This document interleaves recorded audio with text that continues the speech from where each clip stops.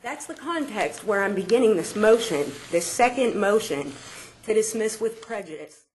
This is outrageous. This is cell phone records for 11 accounts from '09. It's 4 years old.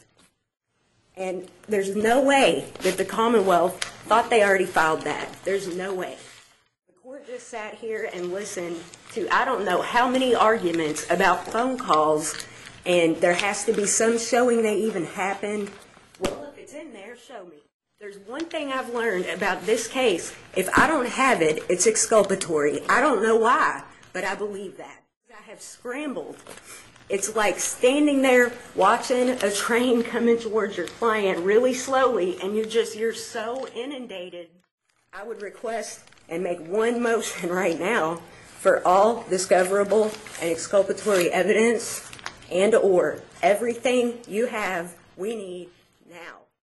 I cannot effectively defend him when I get inundated with 800 pages of records. This case is about phone calls. The whole case is about phone calls. Here, but I recall one of the cell phones was one that the subscriber information came back for Hammond. And that may or may not reflect whoever might have been calling him within the moments before and after this lady got gunned down in broad daylight, as we keep hearing over and over. Whether that number, if it is even in those records, because I haven't had time to look at them, exonerates my client, and that's why this is outrageous. This is 4 years old. It's 4 years old, and the last time I heard this song and dance, I had the shooter's name when I got done, lucky as I was, to listen to the right phone call out of those 44 hours. Just a very familiar feeling came over me when I got that the other day. I can't sit down and get ready to do jury selection when it is bugging the crud out of me that probably the shooter's in that 800 pages. That's what the Commonwealth does not get to do.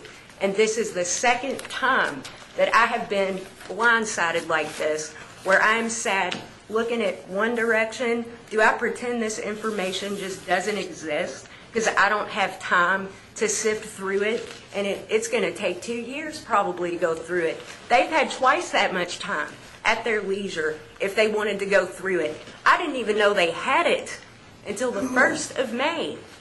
That's what they're not allowed to do. And it's the second time it's happened. This is more than twice what we've ever had in terms of discovery.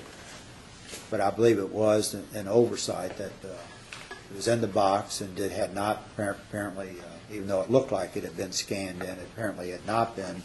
It doesn't change a thing I just said. It doesn't change a thing. We hear nothing but phone calls. This entire 2-3 hours has been about nothing but phone calls that nobody's showing any documentation on, and it's not in there, I guarantee it. And that's why we're not hearing about what's in there. Because I know, based on my experience with this case, that it will push us even closer to exoneration, because there is no case here, and that's why this keeps happening. But I think the circumstances here are egregious enough. Fine, it happened once. 4 years old. DeJuan Hammond is associated with 2, maybe 3 phone numbers. If my client's cell phone number isn't in there, not guilty. I just got it.